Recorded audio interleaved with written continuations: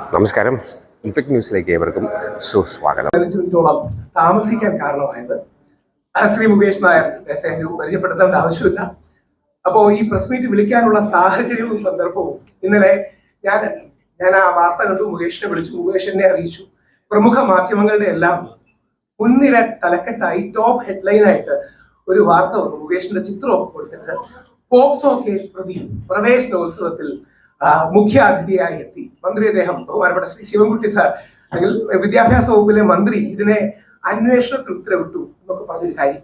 നിങ്ങൾ ഓർക്കേണ്ട കാര്യം, നിങ്ങൾ ദയവായി ശ്രദ്ധിക്കേണ്ട കാര്യം, ഇദ്ദേഹത്തെ കോടതി അനുകൂലിച്ചു. മന്ത്രിക്ക് എങ്ങനെ എതിർക്കാൻ കഴിയുക? അതായത് നമ്മുടെ നാട്ടിലെ സംവിധാനം വെച്ച് ബഹുമാനപ്പെട്ട കോടതി ശ്രീ മുകേഷ് നായർക്ക് വളരെ അനുകൂലമായ ഒരു വിധി കൊടുക്കുകയും സാധാരണ കാര്യത്തിൽ നിന്ന് വിഭിന്നമായി, പൊതുവെ ഈ പോക്സോ കേസുകളിൽ മുൻകൂർ ജാമ്യം അത്ര എളുപ്പം കൊടുക്കാറില്ല, ഇദ്ദേഹത്തിന് മുൻകൂർ ജാമ്യം കൊടുക്കുകയും ആ വിധിന്യായത്തിന്റെ ഭാഗമായി കോടതി വിധിയുടെ ഒരു ഉദ്ധരണിയായി കോട്ടായി പ്രൈമ ഫേസി പ്രഥമ ദൃഷ്ടിയ വ്യാജമായിട്ടാണ് ഇദ്ദേഹത്തെ അടക്കമുള്ള വ്യക്തികളെ ഈ കേസിലേക്ക് വലിച്ചടിച്ചതെന്ന് പറഞ്ഞു. പുള്ളി ചെയ്തത് എന്താണെന്ന് കൂടെ പുള്ളി പറയാം, അത് പറഞ്ഞിരിക്കണം. അതായത് കുറച്ച് മാസങ്ങൾക്ക് മുമ്പ് പുള്ളി ഒരു ആൽബത്തിൽ പോയി അഭിനയിച്ചു. അതിലൊരു പെൺകുട്ടി അഭിനയിച്ചിരുന്നു. ആ കുട്ടിയുടെ കൂടെ ഫുൾ ടൈം അമ്മയും ഉണ്ടായിരുന്നു. ഈ യാതൊരു പ്രശ്നമല്ല, എല്ലാവരും സന്തോഷത്തോടെ പോയി. 2 മാസത്തിന് ശേഷം ശ്രീ മുകേഷിനോട് വിളിച്ച് ആ പെൺകുട്ടി കുറച്ച് കാശ് വേണമെന്ന് പറഞ്ഞു. ആ കുട്ടിയുടെ അച്ഛൻ എന്തോ വയ്യാതിരിക്കുകയാണ്, സ്വാഭാവികമാണ്. പക്ഷെ ഇദ്ദേഹം അത് കൊടുത്തില്ല. ഇദ്ദേഹം ശരിയാണോ തെറ്റാണോ എന്നറിയില്ല, പുള്ളി നോക്കട്ടെ എന്ന് പറഞ്ഞു. അടുത്ത ദിവസം ഈ കുട്ടി ഇദ്ദേഹത്തിനെതിരെ കൊണ്ടുപോയി കേസ് കൊടുത്തു. മുകേഷിന്റെ ഭാഗ്യത്തിന് ആ കുട്ടി വോയിസ് നോട്ടായിട്ടാണ് ചോദിച്ചത്. അതായത് വോയിസ് നോട്ടായിട്ട് കാശ് ആണ് ചോദിച്ചത്. അതടക്കം കോടതിയിൽ സമർപ്പിച്ചു. അപ്പൊ ഈ വ്യാജ കേസുകളുടെ പേരിൽ എങ്ങനെയാണ് നമ്മൾ ആൾക്കാരെ മാറ്റി നിർത്തുക? ബഹുമാനപ്പെട്ട മന്ത്രി അടക്കം ചെയ്യുന്നുണ്ട്. ഞാൻ ഇനിയും മുകേഷിലേക്ക് പോകുന്നതിന് മുമ്പ് ഒരു വരി കൂടി സ്വാഭാവികമായി എനിക്ക് തോന്നിയൊരു സംശയമാണ്.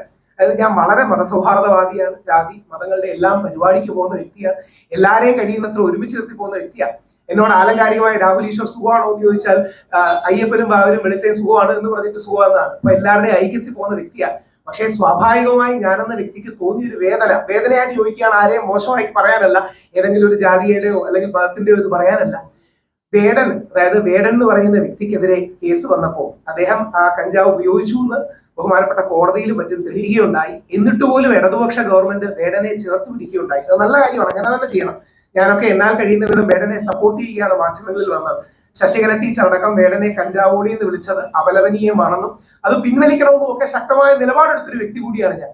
വേടൻ അടക്കം കേസിൽ പ്രതിയാണെന്ന് കണ്ട് കേസ് സത്യമാണെന്ന് തെളിഞ്ഞ് ആ വേടന് പോലും വീണ്ടും വേദി കൊടുത്ത് ബഹുമാനപ്പെട്ട കേരള സർക്കാർ ചേർത്ത് പിടിക്കുമ്പോൾ മുകേഷ് നായരെ മനഃപൂർവ്വം ചവിട്ടി അകറ്റുന്നതിന്റെ റീസൺ എന്താണ് എന്ന് സ്വാഭാവികമായൊരു ചോദ്യം വരില്ലേ?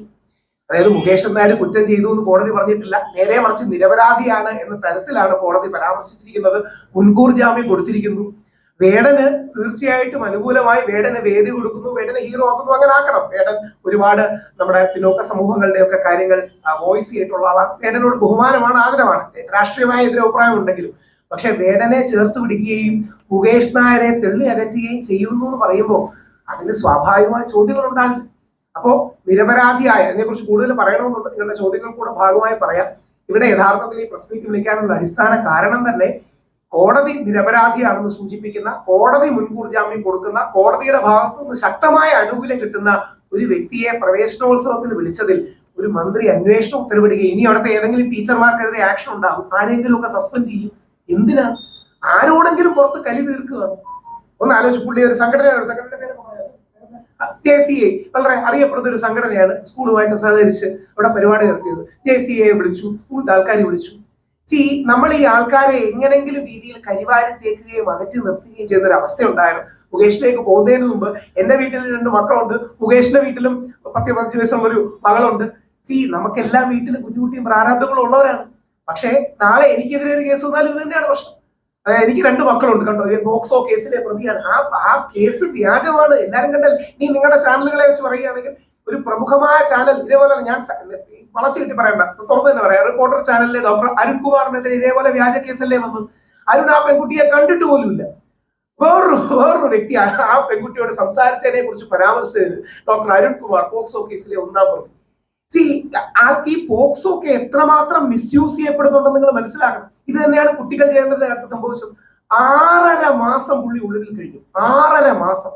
2 പ്രധാനപ്പെട്ട സിനിമയിലെ അവസരങ്ങൾ പുള്ളിക്ക് നഷ്ടമായി. 10-15 ലക്ഷം രൂപ നഷ്ടമായി. നമ്മൾ പറയുന്നത് തമാശയല്ല, ഒരാളുടെ ജീവിതത്തിലെ സംഭവത്തെ കുറിച്ചാണ്. 6.5 മാസം അതിപ്പം അനുകൂലമായിട്ട് സുപ്രീം കോടതി അതിന് ഉത്തരവ് കൊടുത്തു. സുപ്രീം കോടതി അനുകൂലമായിട്ട് കൊടുത്തു. നിങ്ങൾ അറിഞ്ഞിരിക്കേണ്ട ഒരു കാര്യം കൂടെ പറഞ്ഞ് മുകേഷിലേക്ക് പോവാം. എന്താ സുപ്രീം കോടതിയിൽ കേരള സർക്കാർ വാദിച്ചതെന്ന് അറിയാമോ? ജയേന്ദ്രന്, കുട്ടികൾ ജയേന്ദ്രന് ജാമ്യം കൊടുക്കാതിരിക്കാൻ രാഹുൽ ഈശ്വർ കോഴിക്കോട് പ്രസ് മീറ്റ് നടത്തി ഈ കേസിൽ ഇടപെടാൻ ശ്രമിച്ചു. സുപ്രീം കോടതിയിൽ അരമണിക്കൂർ നമ്മുടെ മുൻ ഹൈക്കോടതി ജഡ്ജിയായ ബസന്തും സുപ്രീം കോടതിയിലെ അഡ്വക്കേറ്റ് ആണ് അദ്ദേഹം, കേരള സർക്കാരിന്റെ അഡ്വക്കേറ്റ് വാദിച്ചത് ഞാൻ പ്രസ് മീറ്റ് നടത്തിയ ശരിയോ തെറ്റോ എന്നാണ്. ഒന്നും പറയാനില്ല. അപ്പൊ ഒരിക്കൽ ഒരു പ്രതിയാണെന്ന് കണ്ടു കഴിഞ്ഞാൽ പിന്നീട് എങ്ങനെങ്കിലും പറഞ്ഞ അയാളെ താറടിക്കുക എന്നൊരു ശ്രമമാണ് നടക്കുന്നത്. 100% അപലപനീയമാണ്. 100% മുകേഷ് നായരെ പോലുള്ളവരെ സപ്പോർട്ട് ചെയ്യണം. കാര്യം മുകേഷ് നായർ ഒരു അതിജീവിതൻ ആണ്.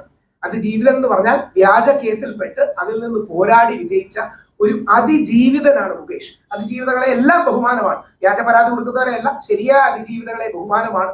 അതേപോലെ ഒരു അതിജീവിതനാണ് മുകേഷ് നായർ. കാരണം പുള്ളിയെ വ്യാജ കേസിൽ പെടുത്തി എല്ലാരും കാണുന്ന ഷൂട്ടിങ്ങിന്റെ ഭാഗമായി നിന്ന് ഇദ്ദേഹത്തെ പോക്സോ കേസിൽ പെടുത്തി ഇദ്ദേഹത്തെ തളയ്ക്കാൻ ശ്രമിച്ചപ്പോൾ ബഹുമാനപ്പെട്ട കോടതി ഇദ്ദേഹത്തിന് അനുകൂലമായി നിന്നു.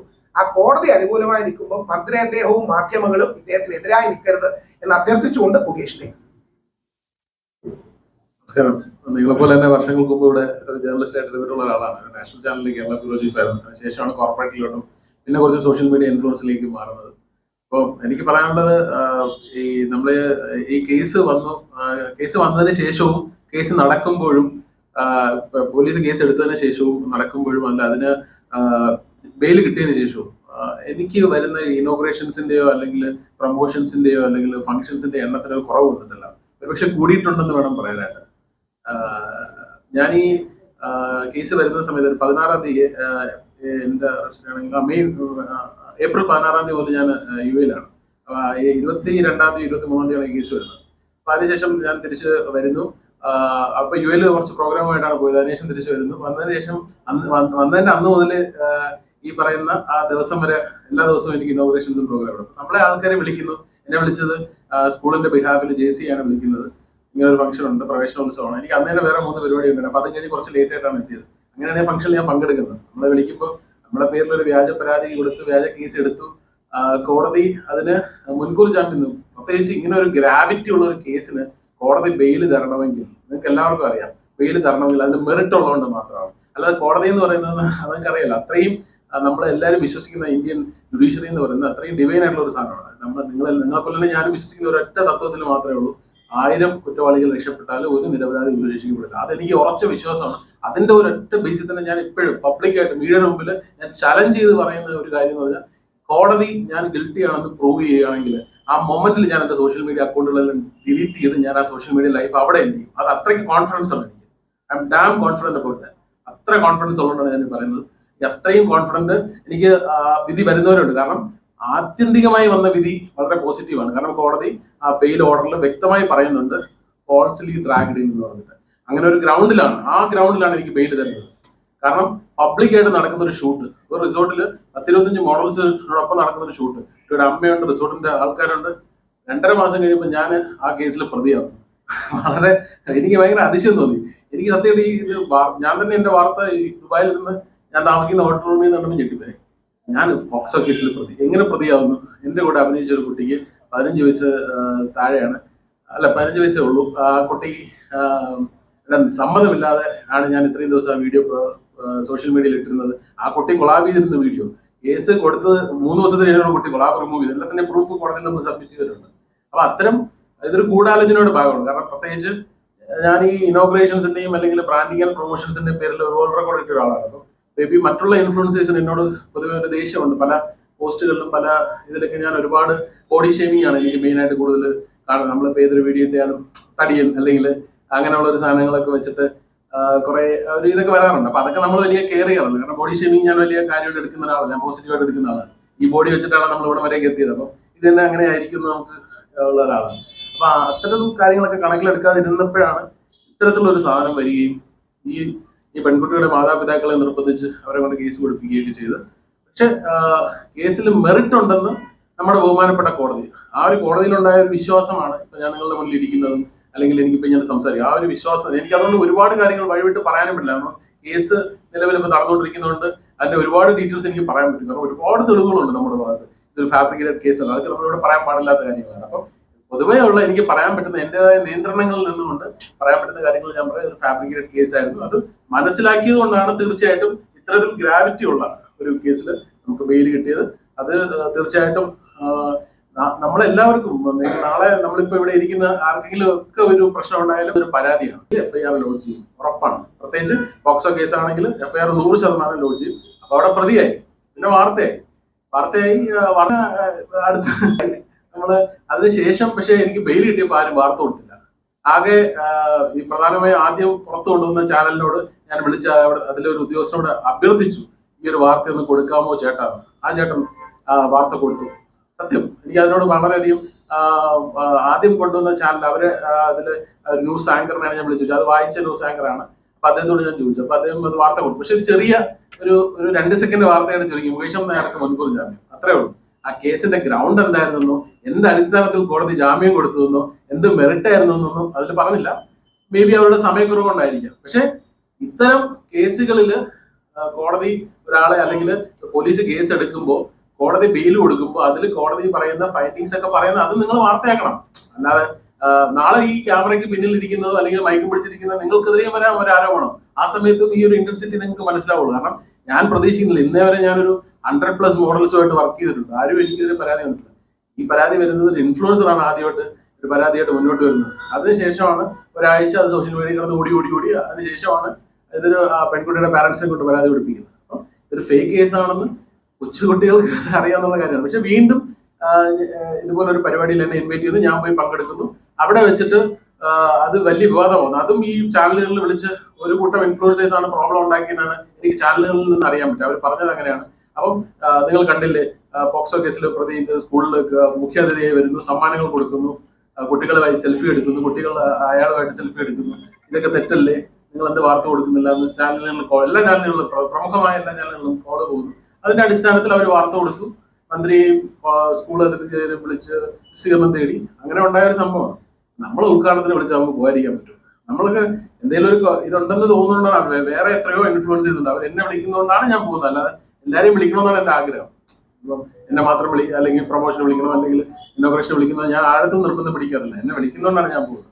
അപ്പൊ ഇതിപ്പോ 2 ദിവസം കഴിഞ്ഞ് വേറൊരു കോളേജിൽ വിളിച്ചിട്ടുണ്ട്. നിങ്ങൾ തന്നെ പറയണം, ഞാൻ ആ കോളേജിൽ പോകാതിരിക്കണം. എഞ്ചിനീയറിംഗ് കോളേജിലാണ് വിളിച്ചിരിക്കുന്നത്. ഞാൻ എപ്പോഴും അവരോട് പറയുന്നുണ്ട്, ഞാൻ വരണോ വേണ്ട, വന്നാൽ കൂടുതൽ വിവാദങ്ങൾ ഉണ്ടാവും, വേണ്ട. അപ്പൊ അവർക്ക് അതാണ് ആവശ്യം. ഞാനെന്ത് പറയാനാണ്, ഞാൻ അങ്ങനെ അവരോട് ഇപ്പൊ സംസാരിച്ചുകൊണ്ടിരിക്കുകയാണ്. അപ്പൊ എന്താണ് നമ്മൾ ചെയ്യേണ്ടത്? ഇത്തരം അവസ്ഥയിൽ വന്നു കഴിഞ്ഞാൽ നിങ്ങൾക്ക് ഊഹിക്കാന്നുള്ളതല്ല. കാരണം ഒരു പരിപാടിയിൽ ഇന്നലെ പങ്കെടുത്തൊരു പരിപാടിയിലും വേറൊരു പരാതി ഉണ്ടായാൽ അവിടെയും കേസാണ്. മനസ്സിലായില്ലേ? അത്ര പബ്ലിക് പരിപാടിയാണത്. അതിലൊരു പ്രശ്നം നിങ്ങൾ മനസ്സിലാക്കേണ്ട പ്രശ്നമേ, ഇവരൊക്കെ ഇതുകൊണ്ട് ജീവിക്കുന്നവരും കൂടിയാണ്. എന്ന് പറഞ്ഞാൽ നമ്മളെല്ലാം ജീവിക്കുന്നത് സോഷ്യൽ മീഡിയ അടക്കമുള്ള കാര്യം. മുകേഷ് നായരുടെ നിരപരാധിത്വം മനസ്സിലായതുകൊണ്ട് അദ്ദേഹത്തിന് കൂടുതൽ ഇനോഗ്രേഷൻസ് കിട്ടി. പക്ഷെ എല്ലാവർക്കും ഇത്ര രീതി ഫൈറ്റ് ചെയ്തോളൊന്നുമില്ല. ഞങ്ങൾ ദുബായിലാണ് കണ്ടത്. മുകേഷിനെ ദുബായിൽ വന്നാണ് കണ്ടത്. ഞാൻ ദുബായിലായിരുന്ന ആ സമയത്ത്. മുകേഷ് പറഞ്ഞ ഇങ്ങനെ പ്രശ്നമുണ്ട്. എല്ലാവർക്കും അങ്ങനെ ഫൈറ്റ് ചെയ്യാനും ആ പ്രിവിലേജും ഉണ്ടാവില്ല. ഇനി ഇത് മുകേഷ് നായരുടെ കോടതി വിധിന്യായത്തിലെ 7ാം പാരഗ്രാഫാണ്. ഞാൻ ആ വാക്ക് ജസ്റ്റ് ഒന്ന് വായിക്കാം. ബഹുമാനപ്പെട്ട നമ്മുടെ ഇവിടത്തെ കോടതി, സുപ്രീം കോടതി അടക്കം കോട്ട് ചെയ്ത് പറയുകയാണ്, ഞങ്ങൾ prima facie of the view that petitioner has been falsely enroped in the crime. അദ്ദേഹം ഈ ലിബർട്ടി മിസ്യൂസ് ചെയ്യില്ല എന്ന് ഉറപ്പും കൂടെ മേടിച്ചു കഴിഞ്ഞാൽ പലവിധ സുപ്രീം കോടതിയെ കോട്ട് ചെയ്ത് ഇദ്ദേഹത്തിന് മുൻകൂർ ജാമ്യം കൊടുക്കാം. ബഹുമാനപ്പെട്ട കോടതിക്ക് ആ കാഴ്ചപ്പാടാണ്. കോടതിക്ക് എങ്ങനെയാണ് ബഹുമാനപ്പെട്ട മന്ത്രി അദ്ദേഹത്തിന് മറ്റൊരു കാഴ്ചപ്പാടുണ്ട്? Paragraph 7. The power within us 482 of BNSS could be exercised. അതായത് കോടതിയുടെ പവറാണ്. Only when a special case is made out. The power of 482 of BNSS could be exercised only when a special case is made of. That too recording reasons thereof in candida of the decisions of the Apex Supreme Court held that anticipatory bail can only be granted in exceptional circumstances where the court is of the prima facie view that petitioner has been falsely enrolled in the crime and would not misuse his liberty. B.K. Ganesh Babu versus P.T. Manoharan, AAR. AAR, State of Maharashtra versus Mohammad Sajid. അങ്ങനെയുള്ള കേസാണ്. അങ്ങനെയുള്ള കേസിലാണ്. പിന്നെന്താ supreme കോടതി judgement coat ചെയ്ത് ഹൈക്കോടതി judgement കാര്യം supreme കോടതി ജഡ്ജ്മെന്റ് അല്ലേ പ്രൊവൈഡ് ചെയ്യുന്നത്? കോട്ട് ചെയ്തു.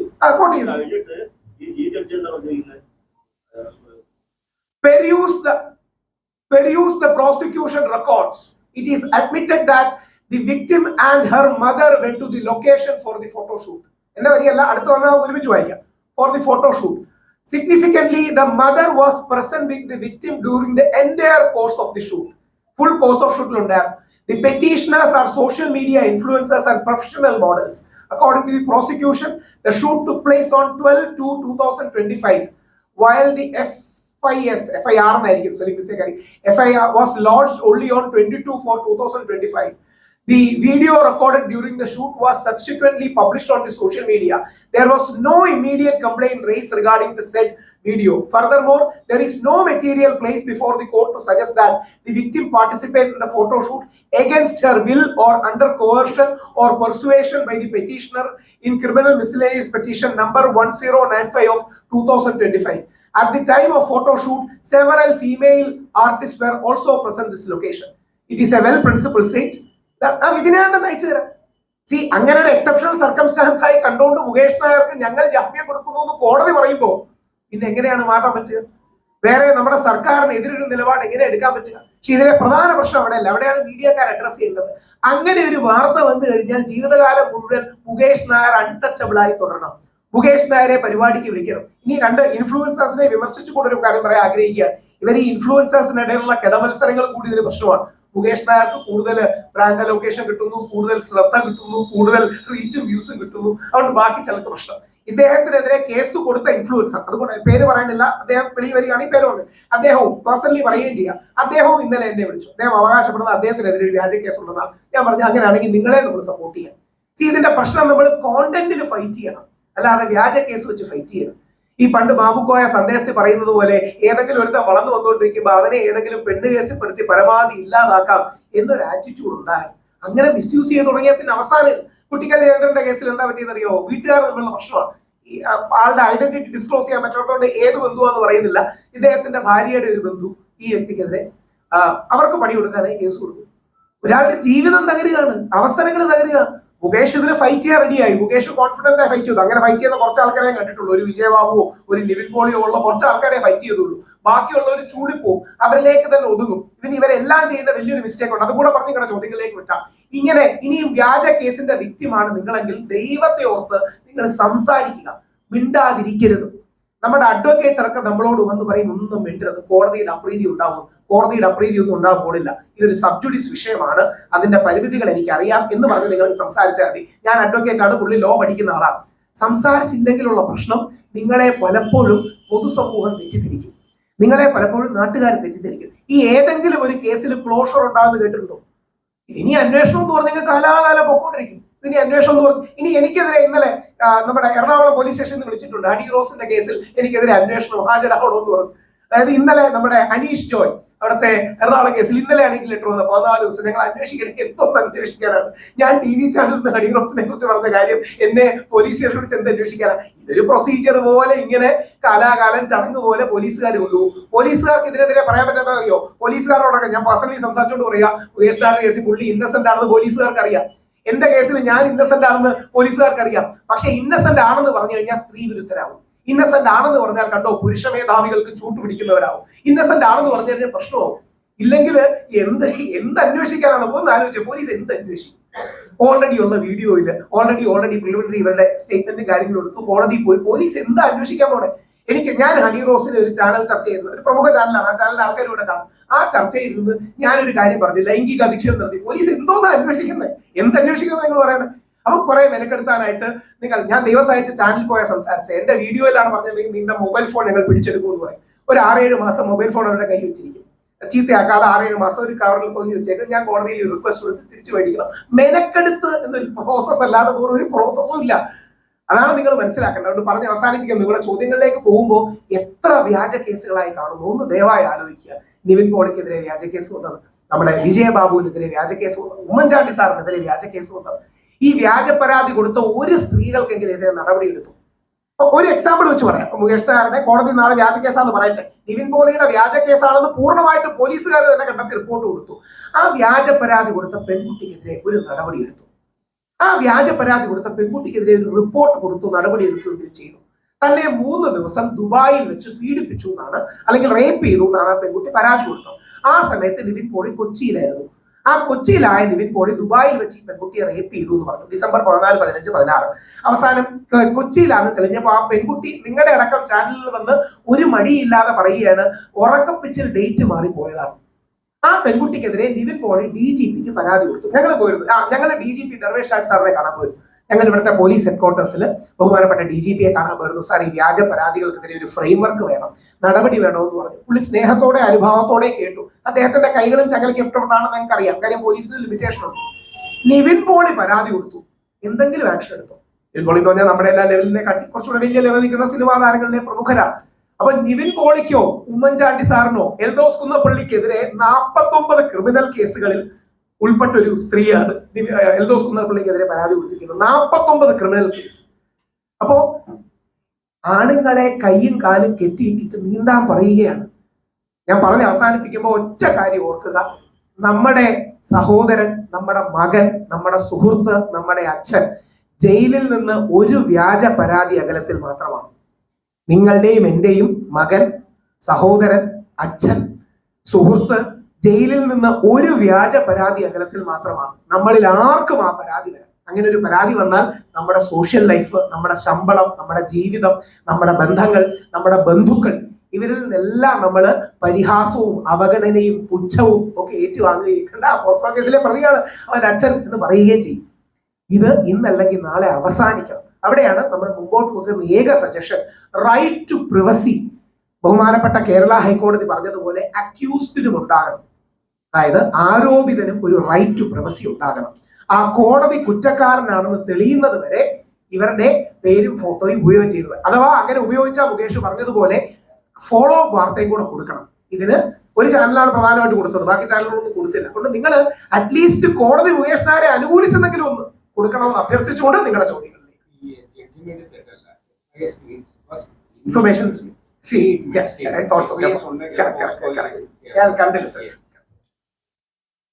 Please questions please.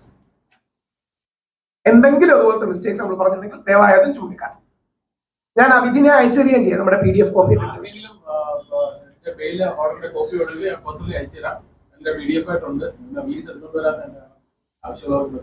Hard copy soft copy അയച്ചു. കോടതി വളരെ കോടതി തന്നെ അതിനകത്ത് ഒരുപാട് പേര്, ഒരുപാട് അഡ്വക്കേറ്റ്സ് പറയുന്നത് വളരെ ചരിത്രപരമായിട്ടുള്ള വിധിയാണ്. കാരണം ആർക്കെങ്കിലും ജഡ്ജ്മെന്റ് കോപ്പി വേണമെങ്കിൽ ഞാൻ അയച്ചുതരാം. എന്നോട് പറഞ്ഞു പേഴ്സണലി അയച്ചുതരാം. ഇതിൻ്റെ അകത്ത് എനിക്ക് ഉറപ്പായ ഒരു കാര്യം, ഞാൻ നിരപരാധി ഉണ്ടായിരുന്നുകൊണ്ടാണ് ഞാൻ എല്ലാ കാര്യങ്ങളുമായിട്ട് അഡ്വക്കേറ്റിനെ സമീപിക്കുന്നു. അഡ്വക്കേറ്റ് ഞാൻ ഇവിടെ നാട്ടിൽ പോലും അല്ലായിരുന്നു. അഡ്വക്കേറ്റ് കോടതിയെ സമീപിച്ചു. കോടതി ആ തെളിവുകളുടെ, കാരണം വായിച്ചാണ്, രാഹുൽ വായിച്ചാണ് അത് കോടതി എന്തുകൊണ്ട് ജാമ്യം തന്നത്. അപ്പം പ്രൈമ ഫേസിലി നമ്മൾ ട്രാക്ട് ആയതുകൊണ്ടാണ്, ഫോൾസ്ലി അലീഗ്ഡും കൂടെ ആയതുകൊണ്ടാണ്. പിന്നെ അതിൽ ഉപരി പല കാര്യങ്ങളുണ്ട്. ഇത്രയും പബ്ലിക്കായിട്ട് നടക്കുന്ന ഒരു ഷൂട്ടിൽ നമുക്ക് ഒരു കേസ് അങ്ങനെ ഉണ്ടാവില്ല, അങ്ങനെ ഒരു സാഹചര്യം ഉണ്ടാവില്ല. അതെല്ലാം കണക്കിലെടുത്തിട്ട് തന്നതാണ്. അപ്പൊ നമ്മള് ഇവിടുത്തെ മന്ത്രി കോടതിയെ വെല്ലുവിളിക്കുന്നതിന് തുല്യമായിട്ടാണ് എനിക്ക് തോന്നുന്നത്. കാരണം കോടതി പോലും ഇത്രയും മെറിറ്റ് ഉള്ളതുകൊണ്ടാണ് ഒരു ബെയിൽ തന്നത്. അപ്പം അത്തരത്തിലുള്ള ഒരാളെ പ്രതി എന്ന് പറയാതെ കുറ്റാരോപിതൻ മാത്രമാണ്. അതാണ് എനിക്ക് പറയുന്നത്. ഒറ്റ കാര്യം മാത്രമല്ല, നമ്മളെ ബഹുമാനപ്പെട്ട മുഖ്യമന്ത്രിക്ക് പോലും കേസുണ്ട്. SNC ലാവൽ കേസ് എത്ര വർഷം അദ്ദേഹത്തെ വേട്ടയാടി, മുഖ്യമന്ത്രിയെ വേട്ടയാടിയ കേസുണ്ട്. ഇന്ന് ഭരിക്കുന്ന മുഖ്യമന്ത്രി, എഡ്യൂക്കേഷൻ മിനിസ്റ്റർ, അദ്ദേഹം അസംബ്ലി കയറിയിട്ട് ഇതുപോലത്തെ ഒരു ഡൈസിന്റെ പുറത്ത് കയറി കാണിച്ച ആ കേസും പുള്ളിയെ വേട്ടയാടിയിട്ടുണ്ട്. ഒരുപാട് ഇത്തരം കേസുകളിലൊക്കെ പ്രതികളായിരുന്ന ആൾക്കാർ. ഇതൊക്കെ ഒരാളുടെ പേരിൽ ഒരു കേസ് ഉണ്ടാവുന്നത്, അത് എനിക്ക് ജീവിതത്തിൽ ആദ്യമായിട്ട് വന്ന കേസ് ഇതാണ്. എന്റെ ഒരു ക്രിമിനൽ കേസില്ല ചരിത്രത്തിൽ. എന്റെ പേരിൽ ആകെ 2 എക്സൈസ് പെറ്റി കേസുണ്ട്. അത് ഞാൻ ബാർ ഉദ്ഘാടനം ചെയ്തതിന് ഉള്ള കേസാണ്. കാരണം ബാർ ഉദ്ഘാടനം ചെയ്യുമ്പോൾ ബാർ അങ്ങനെ ഉദ്ഘാടനം ചെയ്യാൻ പാടില്ലെന്നൊക്കെയാണ് എന്റെ നയം. അപ്പൊ ഉദ്ഘാടനം ചെയ്യുന്നതിൽ 2 പെറ്റി കേസുകൾ ഒഴിച്ച്, എക്സൈസ് കേസുകൾ ഒഴിച്ച് വേറെ ഒരു ക്രിമിനൽ കേസുള്ള ഒരാളല്ല. ഫസ്റ്റ് ഓഫ് ഇറ്റ്സ് കൈൻഡ് ആണ് എന്റെ പേരിൽ ഒരു കേസ് വരുന്നത്, ഒരു ക്രിമിനൽ കേസ്. ആ ക്രിമിനൽ കേസ് എന്ന് പറഞ്ഞാൽ ഗംഭീരമായിട്ടുള്ള പോക്സോ കേസ്. പക്ഷെ അതില് പോക്സോ കേസ് എന്ന് പറഞ്ഞാൽ നമ്മൾ ലൈംഗിക അതിക്രമം കാണിച്ചോ അല്ല, അത് പറയുന്നത് നമ്മൾ അവരുടെ സമ്മതമില്ലാതെ ഫോട്ടോയും വീഡിയോയും പകർത്തി ചെയ്ത് ഒരു ഗ്രൂപ്പ് ഓഫ് മോഡൽസിനിടയിൽ വരുന്ന ഒരു മോഡലിലൂടെ ഞാനത് അവരുമായിട്ട് വളരെ എന്താ പറയുക, എന്റെ കൈകാലം എത്തുന്ന ഡിസ്റ്റൻസിൽ പോലും അല്ല അഭിനയിച്ചിരിക്കുന്നത്. അതെല്ലാം വീഡിയോസ് പോലീസിനും ഒക്കെ ഉണ്ട്, കോടതി പരിശോധിച്ചാണ്. അതുകൊണ്ടാണ് എനിക്ക് വെയിൽ കിട്ടിയത്. മനസ്സിലായില്ലേ? കാണും. പക്ഷേ അമ്മ കൂടെ അതൊക്കെ ശരിയാണ്. പക്ഷെ എനിക്ക് ഇതിനെ കുറിച്ച് ഒരുപാട് കാര്യങ്ങൾ തുറന്ന് പറയണമെന്നുണ്ട്. പക്ഷെ പറയാൻ പറ്റില്ല. ഞാൻ പറഞ്ഞില്ലേ, എന്റെ വായും കൈയും കെട്ടിയിട്ടിരിക്കുകയാണ്. കാരണം ഈ ഒരു കേസ് നിലവിലുള്ളതുകൊണ്ട്. അല്ലെങ്കിൽ എനിക്ക് പച്ചയ്ക്ക് പലതും പറയാൻ പറ്റും. കേസിന്റെ വിധി വരട്ടെ, ഞാൻ പറയുന്നുള്ളൂ. ഞാനൊരു വെല്ലുവിളിയായിട്ട് ഇപ്പോഴും പറയുന്നു. കേസിൽ ഞാൻ അപരാധിയാണെന്ന് കോടതി കണ്ടെത്തുകയാണെങ്കിൽ ആ മൊമെന്റിൽ ഞാൻ എന്റെ സോഷ്യൽ മീഡിയ ലൈഫ്, ഇത്രയും മില്യൺ ഫോളോവേഴ്സ് ഉള്ള ആളാണ് ഞാൻ. എന്റെ ഫേസ്ബുക്ക്, ഇൻസ്റ്റാഗ്രാം, യൂട്യൂബ്, പിന്നെ എനിക്ക് UAE ടിക്ടോക്ക്, ഇത്രയും ഐഡീസ് ഉള്ളതാണ്. ആ മൊമെന്റിൽ ഞാൻ ഡീആക്ടിവേറ്റ് ചെയ്യും. ഞാൻ സോഷ്യൽ മീഡിയ ലൈഫ് അവിടെ എൻഡ് ചെയ്യും. കാരണം എനിക്ക് അത്രയും കോൺഫിഡൻസ് ഉണ്ട്. I'm innocent, I will prove I'm not guilty. നിയമത്തിൽ അത്രയ്ക്ക് കോൺഫിഡന്റ് ആയിട്ടുള്ള വിശ്വാസമുണ്ട്. ഞാൻ എപ്പോഴും പറയുന്ന ഒരൊറ്റ കാര്യമുള്ളൂ, നിയമത്തിന് ഒരു വലിയ പ്രത്യേകത ഉണ്ട്. 1000 കുറ്റവാളികൾ രക്ഷപ്പെട്ടുകൊണ്ട്, പക്ഷെ ഒരു നിരപരാധി പോലും അത് ശിക്ഷിച്ച ചരിത്രം ഇതുവരെ ഇല്ല, എനിക്കറിയില്ല. അപ്പൊ അത് ആ ഒരു ട്രസ്റ്റ് ഉള്ളത് കൊണ്ട് ഞാൻ എപ്പോഴും കോൺഫിഡന്റ് ആയിട്ട് പറയുന്നത് ഈ ഒരു കാര്യം. എന്തെങ്കിലും ചോദ്യങ്ങളുണ്ടെങ്കിൽ ആ വേടന്റെ കാര്യം പറഞ്ഞതുകൊണ്ടാണ്. വേടനെ ചേർത്ത് നിർത്തിയതുപോലെ മുകേഷ് നായരെ ചേർത്ത് നിർത്തിയില്ലെങ്കിലും ചവിട്ടി അകറ്റായിരുന്നാണ്. ചവിട്ടി അകറ്റാതിരിക്കുന്ന ഒരു മര്യാദയെങ്കിലും കാണിക്കണം. ചേർത്ത് നിർത്തണമെന്നോ സർക്കാർ പരിപാടി കൊടുക്കണമെന്നൊന്നും പറയുന്നില്ല. പക്ഷെ ഒരു വേദിയിൽ വിളിക്കുമ്പോഴേ ഒരാളെ അപമാനിക്കാനും ഒരാളെ എന്താ പറയുക ഇൻസൾട്ട് ചെയ്യുന്ന രീതിയിൽ അന്വേഷണം എന്നൊക്കെ പറയാനുമുള്ള ഇപ്പം വേടനും മുകേഷ് നായർക്കും 2 നീതി എന്ന് പറയുന്ന കാര്യം ഉണ്ടാകരുത് എന്നുള്ളതാണ്. എനി ക്വസ്റ്റ്യൻസ് ഇതുമായിട്ട് ബന്ധപ്പെട്ട് ദയവായി നിങ്ങൾ ചോദിക്കണം. കാര്യം എന്നിട്ട് നിങ്ങൾ മുകേഷ് നായരുടെ ഭാഗത്തിന്റെ വാർത്തയും കൊടുക്കണം. അദ്ദേഹം കേസിൽ ജയിച്ച ആളും കൂടെയാണ്. അദ്ദേഹം കേസിൽ ജയിച്ച ആളാണ്, അനുകൂലമായ വിധി നേടിയ ആളാണ്. പലപ്പോഴും ഈ മാധ്യമങ്ങളിൽ മനഃപൂർവ്വം ടാർണിഷ് ചെയ്യാൻ വേണ്ടിയാണ് ഈ എതിരാളികൾ ഇത് ചെയ്യുന്നത്. അപ്പൊ അതുകൊണ്ടാണ് മീഡിയക്കാർക്കാണ് ഇതിൽ ഏറ്റവും പ്രധാനപ്പെട്ട റോള് വഹിക്കാൻ കഴിയുക. കാര്യം മീഡിയയുടെ ഫ്രണ്ടിൽ ഒരു വ്യാജ പരാതി കൊടുത്ത് അതൊന്ന് ബൂസ്റ്റ് ചെയ്യിപ്പിക്കാം എന്ന് പറഞ്ഞിട്ടാണ് ഇന്ന് രാവിലെ ഞാൻ പേര് പറയാം ഒരു പ്രമുഖ പേര് പറഞ്ഞിട്ട് മാതൃഭൂമി ചാനൽ ഞാൻ ഫോണിൽ സംസാരിക്കാം. നമ്മുടെ മാധു അടക്കം ഉണ്ടായിരുന്നു. അത് പറഞ്ഞു എങ്ങനെയാണ് ഒരു പോക്സോ പ്രതിയെ സ്കൂളിലേക്ക് വിളിച്ചുകൊണ്ടുവരാൻ പറ്റുക എന്നൊക്കെ. അവിടെയാണ് അതിന്റെ ഒരു കോണ്ടെക്സ്റ്റ് ഇല്ലേ, പുള്ളിക്ക് അനുകൂലമായ വിധി വന്നില്ലേ.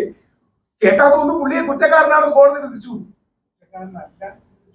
ഞാൻ മുൻകൂർ ജാമ്യം കൊടുത്തു. ലീനിങ് ടുവേർഡ്സ് ഏതാണ് ഇനി 2 കോടതി ഇനി വിധിച്ചു അല്ല അങ്ങ് പറയുന്നത് നല്ല പോയിന്റ് ആണ്. ഇത് വളരെ പ്രധാനപ്പെട്ട ഞാൻ ചോദിച്ചോട്ടെ, സംശയമാണ്. അതായത് കുറ്റം ആരോപിച്ചു, പോക്സോ ആണ്, തെളിയിക്കപ്പെട്ടിട്ടില്ല, കുറ്റക്കാരനായിട്ടില്ല. അപ്പോ അങ്ങനെ ഒരു സാഹചര്യത്തിൽ പ്രത്യേകിച്ച് കുട്ടികളാണല്ലോ പോക്സോ എന്ന് പറഞ്ഞത്. അപ്പൊ അങ്ങനെ ഒരു സാഹചര്യം നമുക്ക് വേണമെങ്കിൽ ഒഴിവാക്കാം. ഒന്ന് വിധി വന്നിട്ട് നമുക്ക് പോയാൽ കുട്ടികള് ഞാൻ അവിടെ ചെല്ലുമ്പോ എന്നെ കണ്ടപ്പോ ബിഗ് ഫാൻ ബ്രോ എന്റെ വീഡിയോ ഉണ്ട്, എന്റെ ക്യാമറമാൻ ഭാഗത്തെ വീഡിയോ ഉണ്ട്. ബിഗ് ഫാൻ ബ്രോ എന്ന് പറഞ്ഞ് വിളിച്ച് ഓടി വന്ന കുട്ടികളെയാണ് ഞാൻ കാണുന്നത്. അപ്പൊ കുട്ടികളുടെ പിള്ള മനസ്സിൽ കള്ളമില്ലെന്ന് പറയുന്നതല്ലേ. അല്ല ഞാൻ ഇത്രയും എന്നെ വളരെ ആഗ്രഹിച്ച് എന്റെ സാന്നിധ്യം വേണമെന്ന് പറഞ്ഞ് ആഗ്രഹിച്ച സ്ഥലത്ത് ഞാൻ പോകാതിരിക്കണോ? ഇനി മുതൽ നാളെ വേറെ ഏതെങ്കിലും സ്ഥലത്ത് എന്നെ ഉദ്ഘാടനത്തിന് വിളിച്ചാൽ ഞാൻ പോകാതിരിക്കണോ? അതിലൊരു മന്ത്രിയെ പേടിച്ച് ഞാൻ പോകാതിരിക്കണം? ഞാനൊരിക്കലും അങ്ങനെ ചെയ്യില്ല. കാരണം എന്നെ വിളിക്കുന്നിടത്തോളം കാലം, എന്നെ ഇൻവൈറ്റ് ചെയ്തിടത്തോളം കാലം ഞാൻ പങ്കെടുത്തിരിക്കും. കാരണം എന്നെ വേണമെന്നുള്ളതുകൊണ്ടാണ് അവർ വിളിക്കുന്നത്, മനസ്സിലായി? അപ്പൊ അവര് വേണ്ടാന്നുണ്ടെങ്കിൽ വിളിക്കാതിരുന്ന് കഴിഞ്ഞാൽ എനിക്ക് പോകാതിരിക്കാം. അല്ലെങ്കിൽ വലിയ ഒരു പ്രാക്ടിക്കൽ പറഞ്ഞു. ഈ കേസ് തീരാൻ എത്ര കാലം എടുക്കുമെന്നാണ് നിങ്ങളുടെ അസംഷൻ? എങ്ങനെയാണെങ്കിൽ 3-4 വർഷം അന്വേഷണം, വീണ്ടും അന്വേഷണം, ചോദ്യം, ഇനി ആരെങ്കിലും വിധി വന്നാൽ അതിന് എതിർ ചോദ്യം. അപ്പൊ ഈ 4-5 വർഷം പുള്ളി പരിപാടിക്കൊന്നും പോകാതിരിക്കണം. നമ്മൾ ആലോചിച്ച് നോക്കുക. ഇതാണ് നമ്മുടെ നിയമ സംവിധാനത്തിലെ പ്രാക്ടിക്കൽ ഇഷ്യൂ. ഇത്രയും കാലം പുള്ളി പോകാതിരിക്കണോ? അങ്ങനെ പോകാതിരിക്കണോ എന്ന് ആഗ്രഹിക്കുന്നവരാണ് ഈ വ്യാജ പരാതി കൊടുക്കുന്നത്. അതായത് ഇവൻ പരാതിക്കാരനാണ് എന്ന് പറഞ്ഞ് ഒരു മുഖമിട്ട് ഇവനെ വൃത്തികേടാക്കാൻ ശ്രമിക്കുന്നവരല്ലേ അത് ചെയ്യുന്നത്. അപ്പൊ അവളോടൊപ്പം എന്ന് പറയുന്നത് ഇനി 2 നമ്മുടെ നിയമത്തിന്റെ അടിസ്ഥാന പ്രമാണം എന്താ? A person is Innocent until proved guilty. Innocent അങ്ങനെയാണല്ലോ നമ്മുടെ തത്വമല്ലേ, ഇന്നസെന്റ് അണ്ടിൽ പ്രൂവ്ഡ് ഗിൽറ്റി. ഇത് മുകേഷ് നായർക്ക് മാത്രമല്ല, നമ്മുടെ സഖാവ് MA ബേബി ദിലീപേട്ടന്റെ സിനിമ കാണാൻ പോയി. ശ്രീ MA ബേബിക്കെതിരെ സമീർ ആക്രമണമാണ്. കേട്ടാതൊന്നും ദിലീപിനെ കുറ്റക്കാരനാണ് കോടതി പറഞ്ഞു. ഈ മാസം പുള്ളിയുടെ വിധി വരും. 100% എഴുതി വെച്ചോളൂ. 99% പറഞ്ഞത് 99% പുള്ളിക്ക് അനുകൂല വിധി വരും. കാര്യം കേസിന് മെറിട്ടൊന്നുമില്ല. പുള്ളിയുടെ ശത്രുക്കൾ എന്ത് ചെയ്തു? പുള്ളിയെ മോശക്കാരനായിട്ട് ഒരു കേസ് ഉണ്ടാക്കി. ശ്രീ സിദ്ദിഖിന്റെ കാര്യത്തിൽ എന്ത് ചെയ്തു? ഇനി ഈ കേസുകൾക്ക് എന്തെങ്കിലും ഒരു അവസാനം ഉണ്ടോ? നിങ്ങൾ ശ്രദ്ധിച്ചിട്ടുണ്ട്? ഈ കേസുകൾക്ക് എന്തെങ്കിലും അവസാനം ഉണ്ടോ?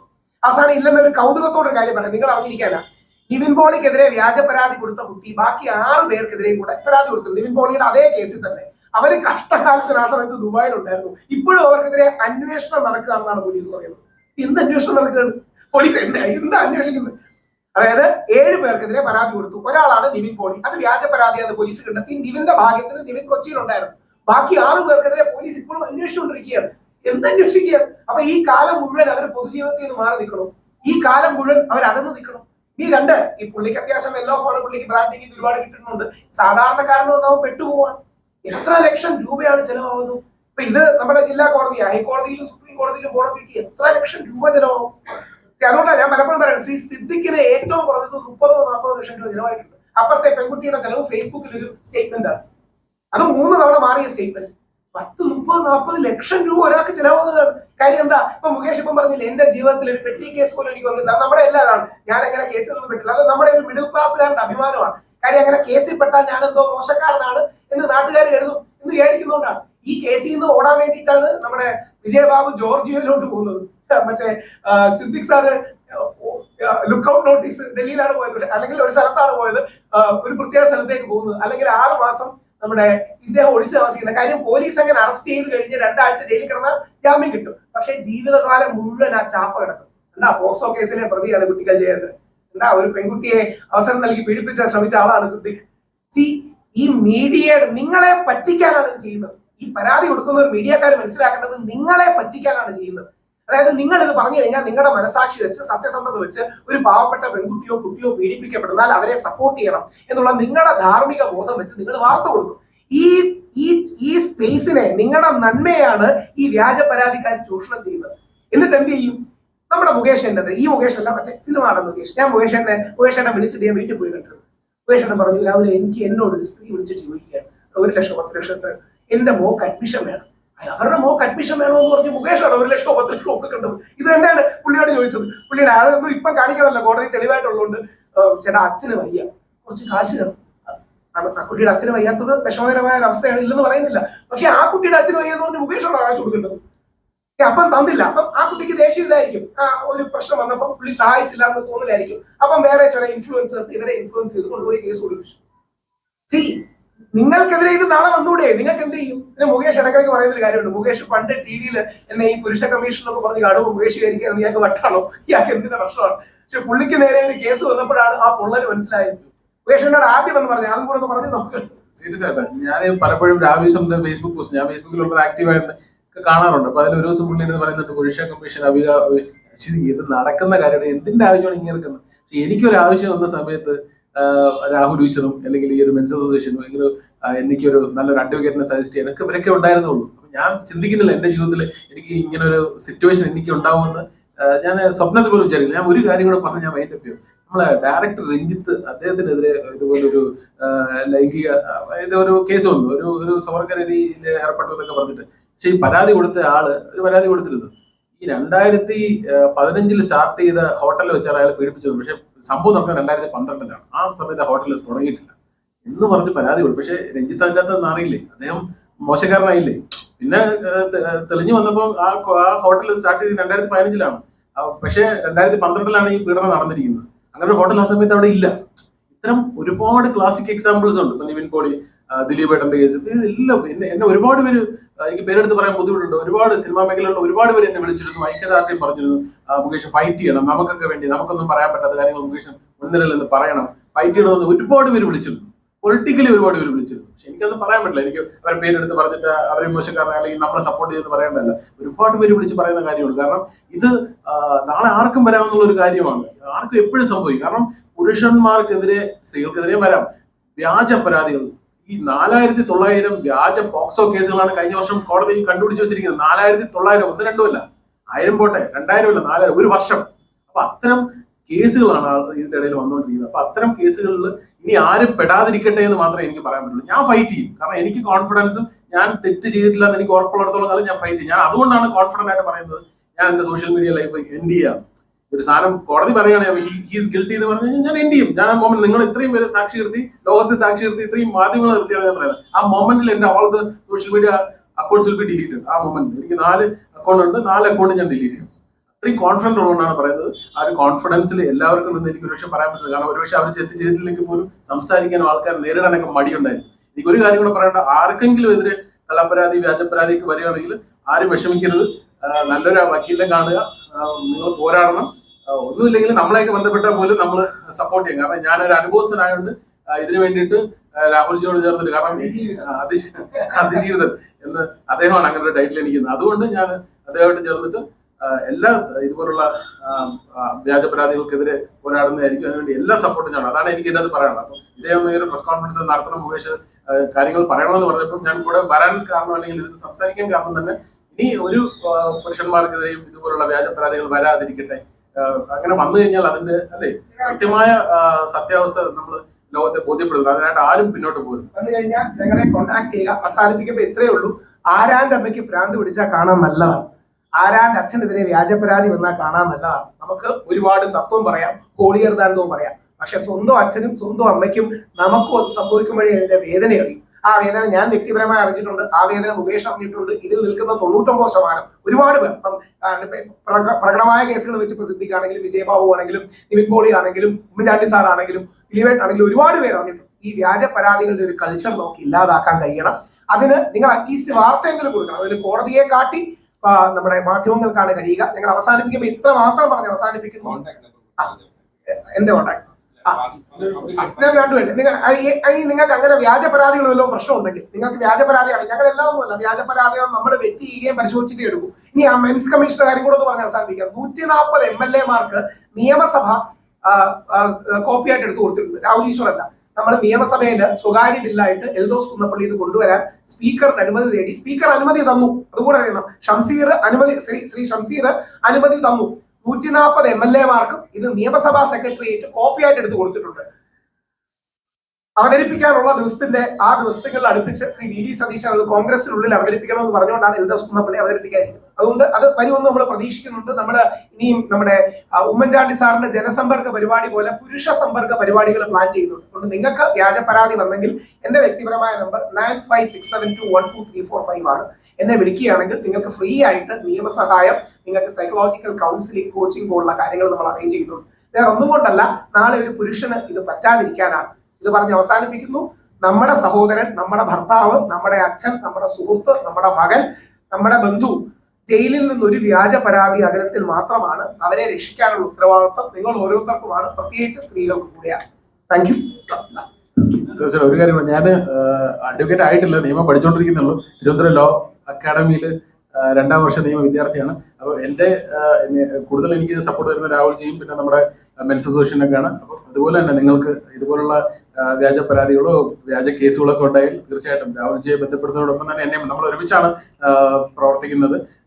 ദയവായി എന്നെയും ബന്ധപ്പെടാം. എൻ്റെ നമ്പർ 98460 നമ്മൾ ഉണ്ടാവും. കാരണം ഞാനിപ്പോൾ വന്നത് ഈ ഒരു കാര്യത്തെക്കുറിച്ച് പറയാനൊപ്പം ഒരുപാട് ഇതുപോലെ വ്യാജ പരാതിയിൽ ബുദ്ധിമുട്ട് നേരിടുന്ന ആൾക്കാരുണ്ടെന്ന് മനസ്സിലാക്കി. കാരണം ഞാൻ കഴിഞ്ഞ ദിവസം നമ്മൾ തൃശ്ശൂർ ഒരു മീറ്റിങ്ങിന് പോയിരുന്നു, മെൻസ് അസോസിയേഷൻ. അന്ന് മനസ്സിലാക്കി 100 കണക്കിന് ആൾക്കാരാണ് അവിടെ ഇതുപോലെ കേസിൽ നിന്ന് പിന്നെ രക്ഷപ്പെട്ട ആൾക്കാരാണ്. തകർന്നിട്ട് പിന്നെ കോടതി അവർ വെറുതെ വിട്ട ആൾക്കാരാണ്. പക്ഷെ ഇപ്പോഴും അവരുടെ ജീവിതം തകർച്ചയിലാണ്. അങ്ങനെ ആർക്കും ഉണ്ടാവരുത്. അതുകൊണ്ട് നമ്മൾ അതിന് വേണ്ടിയിട്ട് ഞാനും രാവിലെ 24/7 ഉണ്ടാവും. ചിലരുടെ മറവിൽ മറ്റുള്ളവരെ വെള്ളപൂശുന്നത് ന്യായമോ അല്ലയോ? കാലം തെളിയിക്കട്ടെ. വാർത്തകളും വിശേഷങ്ങളും ഇവിടെ അവസാനിക്കുന്നില്ല. കൂടുതൽ വാർത്തകളും വിശേഷങ്ങളുമായി വീണ്ടും കണ്ടുമുട്ടുന്നതുവരെ ഏവർക്കും നന്ദി, നമസ്കാരം.